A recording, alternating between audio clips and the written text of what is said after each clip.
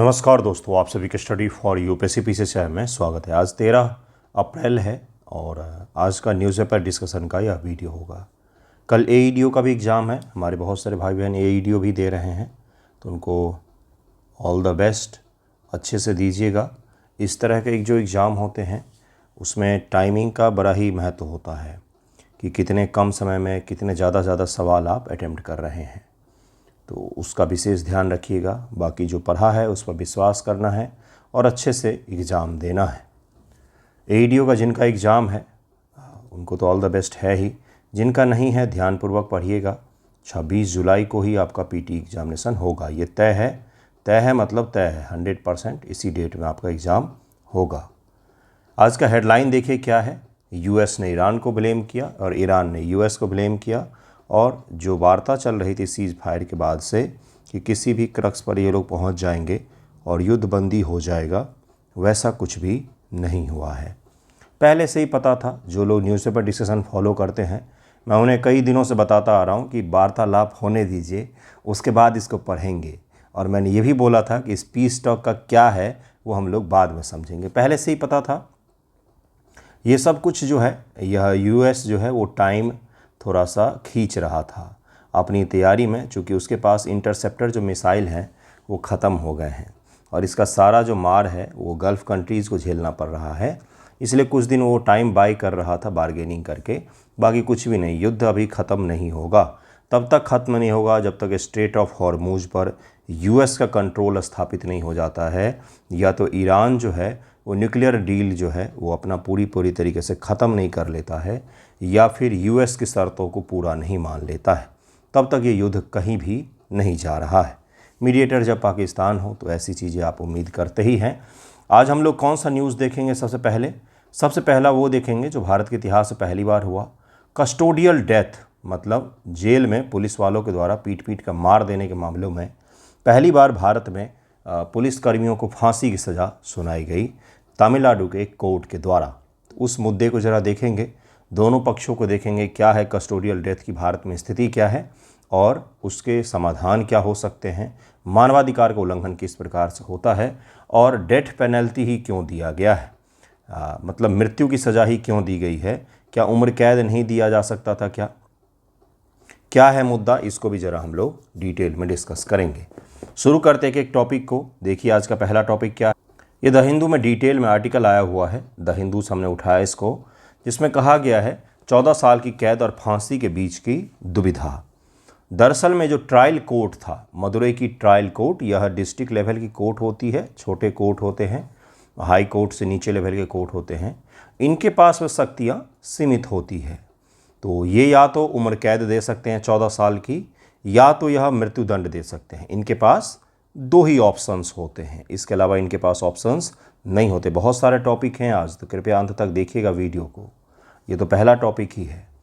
इसलिए इनके जो जज हैं उन्होंने जो न्यूज़पेपर वाले क्रक्स निकाल रहे उसके हिसाब से जज तो कहीं पर ही पब्लिक में बात कर नहीं सकते हैं, तो उसके हिसाब से ये है कि चूँकि इस कोर्ट के पास में दो ऑप्शन के अलावा कोई तीसरा ऑप्शन था ही नहीं। जैसे यूएस इत्यादि में होता है कि जब तक जिएंगे तब तक के लिए आपको जेल में बंद रखा जाएगा, या 200 वर्षों की कैद की सज़ा, आपने सुना होगा 300 वर्षों की कैद की सज़ा। 300 वर्ष कोई मनुष्य तो जीवित नहीं रह सकता, लेकिन सांकेतिक होता है कि जब तक जियोगे जेल में ही आप बंद रहोगे। इस तरह का कोई ऑप्शन नहीं था इनके पास में, इसलिए इन्होंने मृत्यु की सज़ा दी है। मामला क्या है? तो 6 अप्रैल को मदुरई के एक ट्रायल कोर्ट, सीबीआई कोर्ट ने, चूँकि सीबीआई के पास में यह मामला था, सीबीआई इसलिए जांच कर रही थी क्योंकि बहुत ही जघन्य अपराध था यह। जो विक्टिम के परिवार हैं उन्होंने मांग की थी कि सीबीआई जांच हो, क्योंकि हमें तमिलनाडु पुलिस पर भरोसा नहीं है। और वाकई ये भी सच था, कोई भी पुलिस जो विभाग है वो अपने ही पुलिसकर्मियों को कैसे इस प्रकार की सज़ा दिलाएगा? नहीं दिलाएगा, चाहेगा कि सज़ा कम हो, सज़ा हो भी तो कम हो। 2020 में, जून 2020 में, टाइम इसलिए ध्यान रखिए क्योंकि कोविड के एसओपी के उल्लंघन, जो मानदंड थे कोविड में बनाए गए थे, कई सारे रूल रेगुलेशन, उसके उल्लंघन में हिरासत में पी जयराज और उनके बेटे जे बेनिक्स को पुलिस ने पकड़ा। किसको? पी जयराज और उनके बेटे जे बेनिक्स को पुलिस ने, तमिलनाडु पुलिस ने गिरफ्तार किया। ध्यान से सुनिएगा। उसके बाद से पुलिस वालों की ईगो के कारण से छोटा सा मामला में गिरफ्तार हुए थे कि कोविड के रूल रेगुलेशन का आपने उल्लंघन किया है, और इतना उनको मारा, इतने जघन्य तरीके से मारा कस्टडी में, जेल में बंद करके, कि उन दोनों की डेथ हो गई कस्टडी में ही। ये है पुलिस का वो रूप जो आपको कभी कभार देखने को मिलता है। 9 निलंबित पुलिसकर्मियों को मौत की सज़ा सुनाई कोर्ट ने, मदुरई की ट्रायल कोर्ट ने। यही है पूरा मामला है। तो इसी मामले को ज़रा हम लोग डिटेल में देखेंगे। मुख्य कानूनी दुविधा ये था, कोर्ट ने कहा कि हमारे पास 2 ही रास्ते थे, या तो हम इनको डेथ पेनल्टी देते या फिर 14 साल की सज़ा दे देते। लेकिन 14 साल की सज़ा देना बहुत ही कम होता है इस केस में, क्योंकि हमें एक पैरामीटर भी सेट करना है कि जिस पुलिस का काम लोगों को बचाना है, वो लोगों को जेल में बंद करके इस प्रकार से कायराना हरकत करके किसी को मार नहीं सकती है। तो ये हमें सेट करना, तो इसलिए 14 साल कम है और मृत्यु की सज़ा थोड़ी सी ज़्यादा है। तो इसलिए इसके बीच का कोई ऑप्शन ही नहीं था हमारे पास, इसलिए हमने मृत्यु की सज़ा को चुना, ये कोर्ट का कहना है। दरअसल में इसके अलावा के जो प्रावधान होते हैं, जब मिसिंग ऑप्शन जिसको कहा गया न्यूज़पेपर में, तय अवधि के बिना छूट का आजीवन कारावास, जैसे 20 साल, 30 साल, 40 साल की सख्त सज़ा का जो प्रावधान होता है, वो यहाँ पर मिसिंग है। सुप्रीम कोर्ट के प्रमुख फैसले जिसने ट्रायल कोर्ट के हाथ बांधे हैं, यूनियन ऑफ इंडिया बनाम वी श्रीहरन, इसके अकॉर्डिंग इसमें सुप्रीम कोर्ट ने फैसला दिया था, 5 जजों की संवैधानिक पीठ ने फैसला दिया था कि बिना छूट के तय अवधि के सजा देने का यह विशेष अधिकार केवल संवैधानिक अदालत अर्थात हाई कोर्ट और सुप्रीम कोर्ट के पास है। ट्रायल कोर्ट के पास इस तरह का कोई भी थर्ड ऑप्शन नहीं होता है। इसलिए ट्रायल कोर्ट जो सीबीआई कोर्ट था, उसके पास में इस तरह का कोई ऑप्शन था ही नहीं, तो उसने अपने हिसाब से फैसला सुनाया। इसी प्रकार से किरण बनाम कर्नाटक राज्य दिसंबर 2025 का भी मामला है। इस हालिया फैसले ने श्रीहरन फैसले की पुष्टि की और कहा कि ट्रायल कोर्ट 14 साल और मौत की सज़ा के बीच इस खाई को पाटने के लिए मृत्यु तक आजीवन कारावास नहीं दे सकता है, लेकिन high court and supreme court जो है वो किसी को मृत्यु तक के लिए आजीवन कारावास की सज़ा दे सकता है। जो ट्रायल कोर्ट आजीवन कारावास देता है वो 14 वर्ष का होता है, और अच्छे बिहेवियर का आधार पर कभी कभार 12 वर्ष 11 वर्ष में भी छोड़ दिए जाते हैं। तो मुख्य रूप से 14 वर्ष का होता है। किसी को मारो और ट्रायल कोर्ट से सज़ा लो, 14 वर्ष आराम से जेल में रहो और फिर कट गया। ये हमारे लीगल सिस्टम की कमजोरियां हैं जिसकी तरफ हमें ध्यान देना चाहिए। तो ये वो पूरा मुद्दा था, लेकिन अभी जो हमारे पास मुद्दा है वो है ये जो हम लोग पढ़ेंगे, भारत में हिरासत में मौत एक मानवाधिकार संकट। सवाल कैसे पूछा जाएगा, भारत बढ़ते कस्टोडियल डेथ के बारे में चर्चा करें और वर्तमान स्थिति को बताएं। तो आप वर्तमान की स्थिति को बताएंगे, किस प्रकार से कुछ प्रमुख डेटा हैं, इसका समाधान हेतु सुझाव को बताएं। बिल्कुल पूछ सकता है, GS1 GS2 दोनों पेपर पूछ सकता है भाइयों बहनों, पूछता भी है, क्योंकि कोर्ट से related, supreme court, high court से रिलेटेड एक सवाल पूछे जाते हैं आपके मेंस एग्जामिनेशन में। संथानकुलम मामला के कारण से यह चर्चा में है। एग्रोलो वाल्दरिस मामला, महाराष्ट्र में इसी तरह का केस हुआ। बॉम्बे हाई कोर्ट ने अप्रैल 2026 के पहले सप्ताह में 2014 के एक कस्टोडियल डेथ मामले में 8 पुलिस अधिकारियों पर हत्या का आरोप तय करके ट्रायल कोर्ट के फैसले को बरकरार रखा है। महाराष्ट्र में भी इसी तरह का फैसला आया, जिसमें पहली बार पुलिस पर्सन को ट्रायल कोर्ट के द्वारा और हत्या का आरोपी माना गया। कस्टोडियल में किसी को आप मार नहीं सकते हैं। सोचिए कितना बेसिक सा अधिकार है ये, जो हमारे देश में इसकी पूर्ति नहीं हो पाती है। कस्टडी का मतलब होता है पुलिस के संरक्षण में है, आपने कोई क्राइम किया, वो आपको मजिस्ट्रेट के सामने या कोर्ट के सामने पेश किया जाता है। लेकिन उसी दौरान किसी को मार देते, क्या किया पुलिस ने, पुलिस जज बनने लग गई, खुद से ही क्रूरता की पराकाष्ठा पर गई। ये कोई मुग़ल काल या फिर दिल्ली सल्तनत या फिर प्राचीन काल तो नहीं है जहाँ पर कोई लीगल सिस्टम इस प्रकार का ना हो, जहाँ पर जो मर्जी वो करो, ऐसा तो नहीं होना चाहिए। हमारा देश एक संवैधानिक रूल रेगुलेशन से चलने वाला देश है, तो ऐसी स्थितियाँ नहीं होनी चाहिए। जस्टिस का क्या तात्पर्य होता है, मैंने आप लोगों को एक दिन पढ़ाया भी था। जस्टिस अर्थात न्याय। न्याय का क्या तात्पर्य होता है, जो भी उस जगह का रूल है, जो भी उस जगह का कानून है, उस कानून का पालन ही न्याय होता है। कानून अगर है कि किसी ने किसी को मारा है तो उसको भी आप मार दो, तो यह उस जगह के लिए न्याय हो गया। किसी ने चोरी किया है, और उसको 8 साल की सज़ा दो तो ये यहाँ के लिए जस्टिस हो गया। वहीं पर अरेबियन कंट्री में है कि किसी ने किसी चोरी किया है तो उसके हाथ काट दो तो ये वहाँ के लिए जस्टिस हो गया।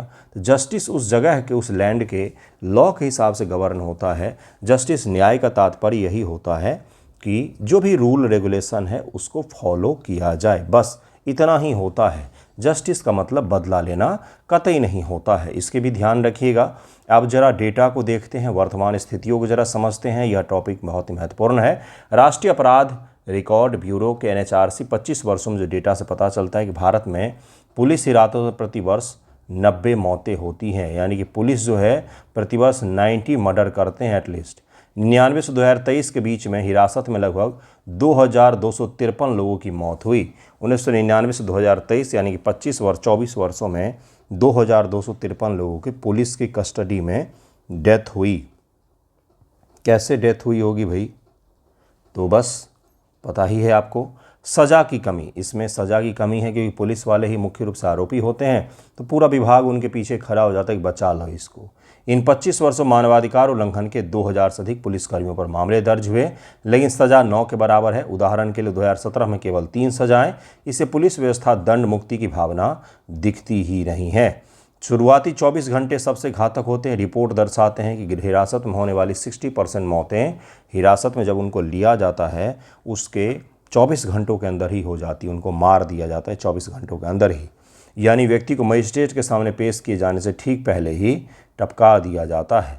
कानूनी प्रावधान और संवैधानिक सुरक्षा क्या है? आर्टिकल 21 कहता है कि जीवन और व्यक्तिगत स्वतंत्रता का अधिकार है, जो टॉर्चर के खिलाफ अपराध से अप्रत्यक्ष रूप से छूट प्रदान करता है। अनुच्छेद 20 है इसी तरह का, किसी भी व्यक्ति को खुद के खिलाफ गवाह बनने के लिए मजबूर नहीं किया जा सकता है। अनुच्छेद 22 है, मनमानी गिरफ्तारी से सुरक्षा है और 24 घंटे के अंदर आपको मजिस्ट्रेट के सामने ले जाना पड़ेगा। अगर उस दिन वर्किंग डे है तो, अगर शुक्रवार को गिरफ्तार किया गया है, सैटरडे संडे अगर मजिस्ट्रेट का कोर्ट बंद रहता है तो आपको यह मुक्ति मिल सकती है। CRPC धारा 176, पुलिस या न्यायिक हिरासत में होने वाली हर मौत की अनिवार्य रूप से मैजिस्ट्रियल ट्रायल जो होगा यह जरूरी माना जाता है। तो इसके कारण से ये कुछ आपके अधिकार भी दिए गए हैं, लेकिन उसके बावजूद भी आपने ऊपर आंकड़ा देखा कि किस प्रकार से मौतें होती है। सुप्रीम कोर्ट का कुछ फैसला है। DK बसु बनाम पंजाब राज्य, पश्चिम बंगाल राज्य है, जिसमें कहा गया था कि हिरासत में हिंसा रोकने के लिए सबसे बड़ा मैग्ना कार्टा कहा जाता है इस फैसले को।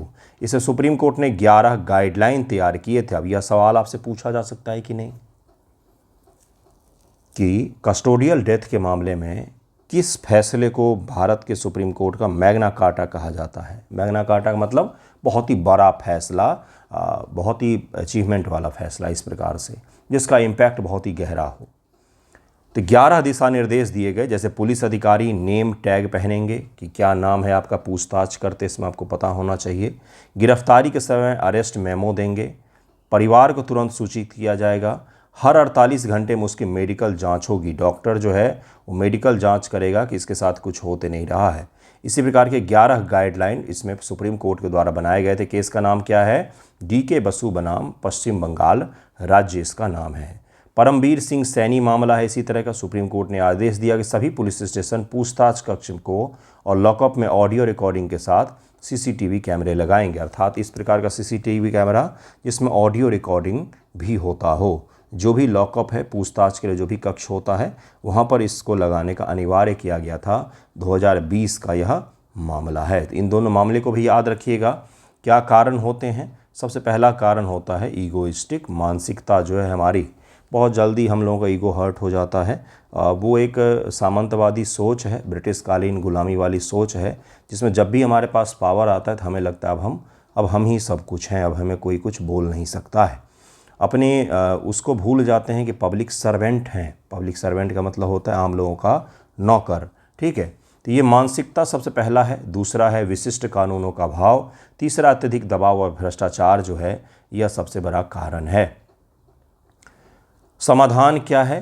तो UNCAT की पुष्टि, भारत को जल्द से जल्द संयुक्त राष्ट्र यातना विरोधी समझौते की पुष्टि करनी चाहिए। भारत ने इसकी पुष्टि नहीं की हुई है।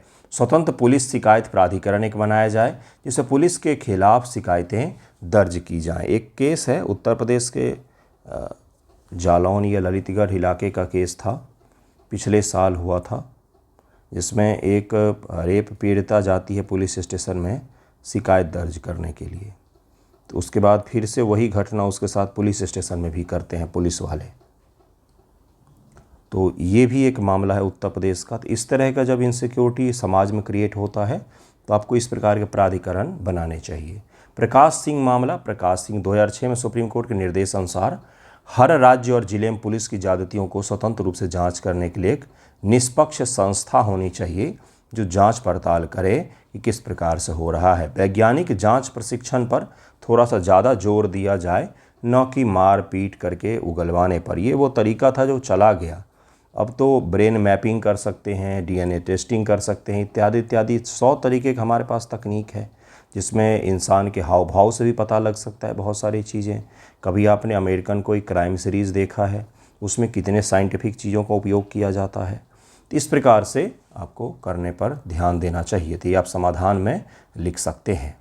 नेक्स्ट जो टॉपिक है ओक ट्री के बारे में है, जिसका इकोलॉजिकल इम्पैक्ट हिमालय के लिए बहुत महत्वपूर्ण है और इसी कारण से एक छोटा सा फैसला आया है उत्तराखंड हाई कोर्ट का, जिसमें कहा गया है कि ओक ट्री पर काटने पर रोक लगाया गया। कहा गया कि हिमालय के पारिस्थितिक तंत्र के लिए यह बहुत ही ज़्यादा ज़रूरी है।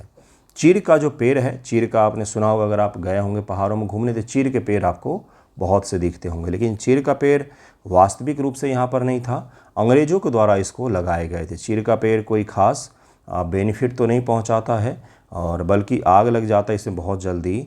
रेजिन नामक चीज़ें इसमें से निकलती रहती हैं जिसके कारण से आग भी लगता है और यह बहुत ही कमज़ोर भी होते हैं, जिससे के कारण से लैंडस्लाइड को यह रोक नहीं पाते। लेकिन ओक जैसे पेड़ जो होते हैं ये पहाड़ के हिसाब के ही पेड़ होते हैं और पहाड़ को जल संरक्षण, मिट्टी संरक्षण, लैंडस्लाइड को रोकना, वहाँ की इकोलॉजी, मॉस जिसको लाइकेन वगैरह कहते हैं, उसके पनपने के लिए भी बहुत ही सुंदर इन्वायरमेंट यह मुहैया करवाता है। जिसके कारण से जनहित याचिका पर सुनवाई करते हुए उत्तराखंड उच्च न्यायालय ने मसूरी के एक नागरिक निर्माण परियोजना के लिए ओक के पेड़ों की कटाई पर रोक लगा दी। इस घटना ने हिमालय परिस्थिति के लिए इस पेड़ के महत्व को फिर से चर्चा में ला दिया है और इसी कारण से इंडियन एक्सप्रेस में इस न्यूज़ को बहुत ही बड़े स्तर पर दिखाया गया है। क्या है ये? ओक का ट्री होता है, अगर आपने देखा होगा बहुत ही सुंदर सा पेड़ होता है। वनस्पति का विवरण देखते हैं। इसको क्या कहा जाता है? ओक बांज, बांज कहते हैं लोकल भाषा में। बांज का वृक्ष आपने सुना होगा। फागेसी इस परिवार के क्रैक्रस जीनस से संबंधित है, यह साइंटिफिक नेम होता है। अब ओक है उसको उत्तराखंड के लोग बांज कहते हैं, हम लोग कुछ और कह सकते हैं। इसीलिए वैज्ञानिक समुदाय ने कहा कि देखो भाई, बाकी लोगों का नाम अलग हो लेकिन एक वैज्ञानिक नाम रहेगा। पूरे दुनिया स्तर पर अगर आप फारगेसी कहेंगे तो इसी पेड़ का केवल नाम होगा। इसलिए साइंटिफिक नाम रखे जाते जीव जंतुओं के, पेड़ पौधों के, पशु पक्षियों के, हर चीज़ के। आपने हर चीज़ का साइंटिफिक नाम देखा होगा, तो साइंटिफिक नाम इसीलिए रखा जाता है ताकि रिसर्च वगैरह में कोई दिक्कत ना हो। भारतीय हिमालय में समुद्र तल से 800 से 3000 मीटर की ऊंचाई पर, ये ऊंचाई भी ध्यान में रखें, ओक की 35 प्रजातियां पाई जाती हैं। उत्तराखंड में पाए जाने प्रमुख ओक हैं बांज ओक है, मोरू ओक है, खोरसू ओक है, रियांज ओक है। ये सब अलग अलग प्रकार के वैरायटी हैं ओक के जो उत्तराखंड में पाए जाते हैं। पारिस्थितिकी तंत्र और सेवाएं, इसका क्या महत्व है? तो जल और मृदा का संरक्षण करने में बहुत बड़ी भूमिका निभाते हैं ये।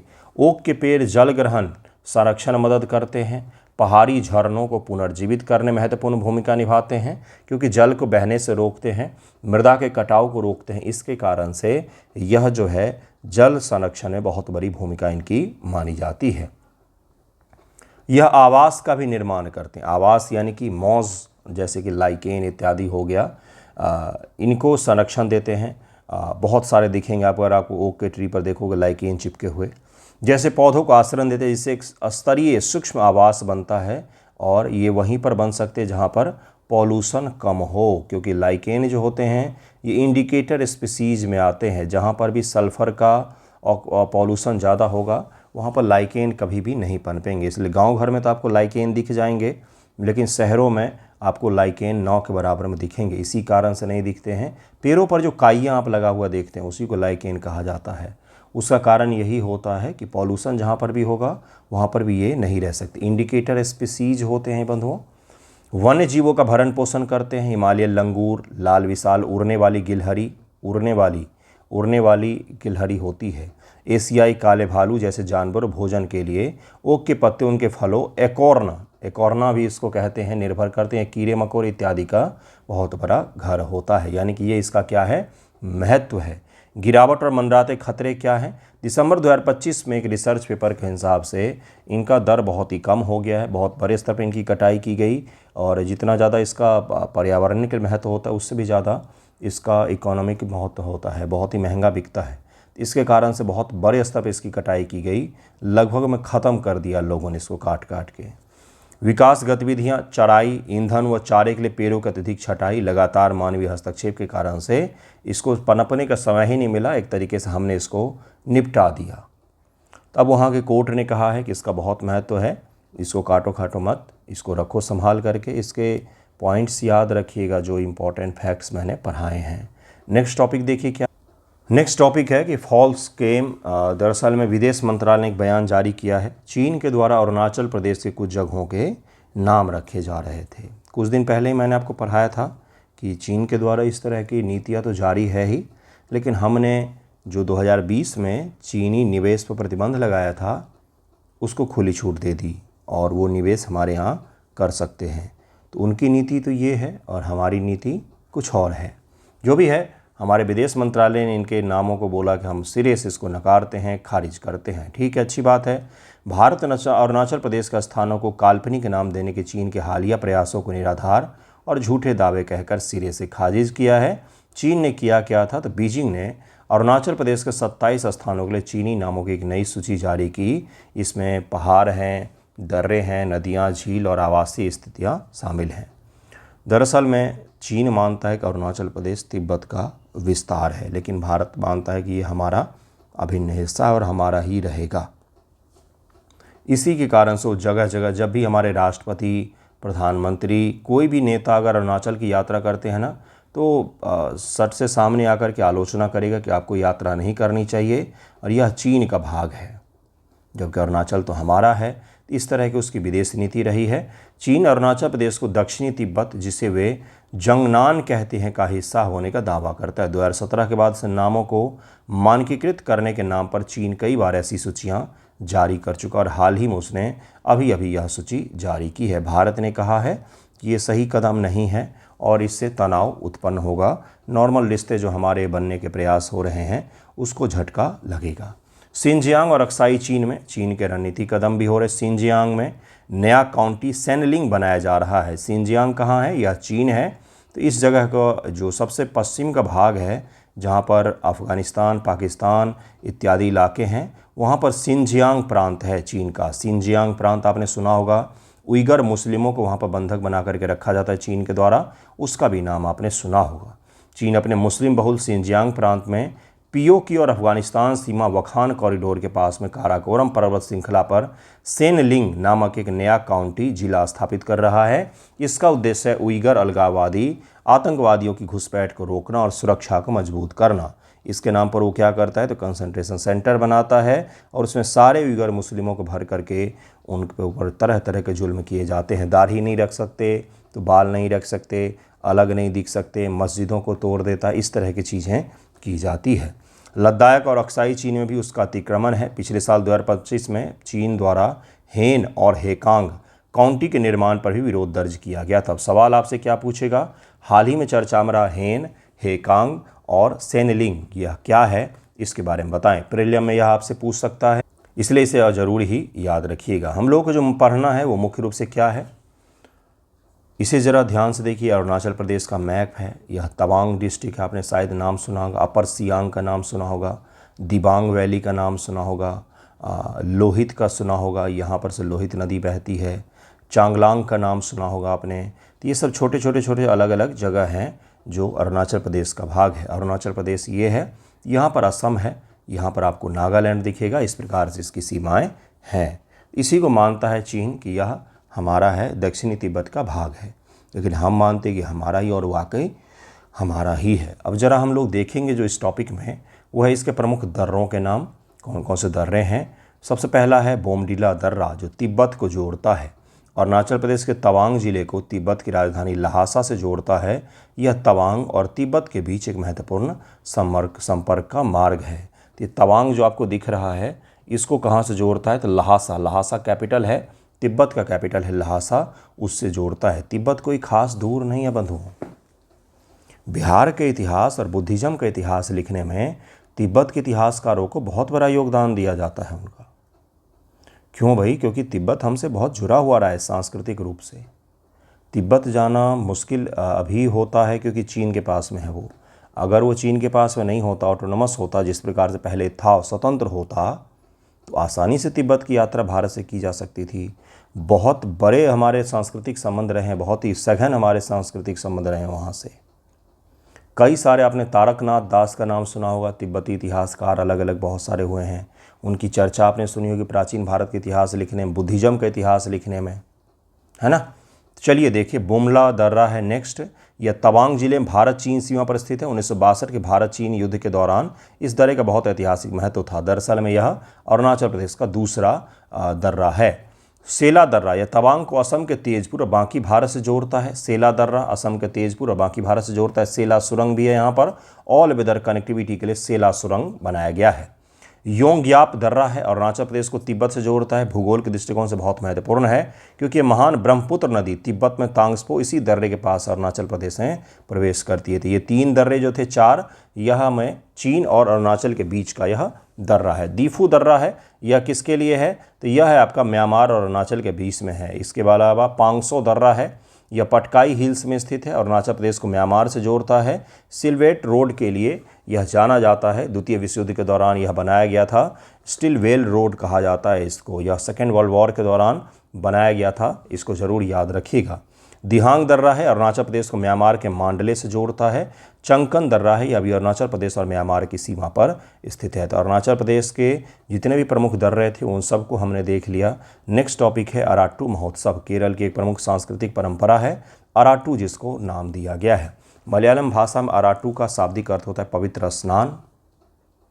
यह अनुष्ठान आमतौर पर केरल के अधिकांश प्रमुख मंदिरों में कई दिनों तक चलने वाला वार्षिक उत्सव होता है। दरअसल में 14-15 जनवरी ये जो होता है, इस समय शीत ऋतु बीतती है और बसंत की शुरुआत हो रही होती है। इस दौरान मकर संक्रांति इत्यादि मनाए जाते पूरे देश भर में। इसी प्रकार से 14-15 अप्रैल, अब यहाँ से ग्रीष्म ऋतु की शुरुआत हो जाएगी बहुत भीषण स्तर की।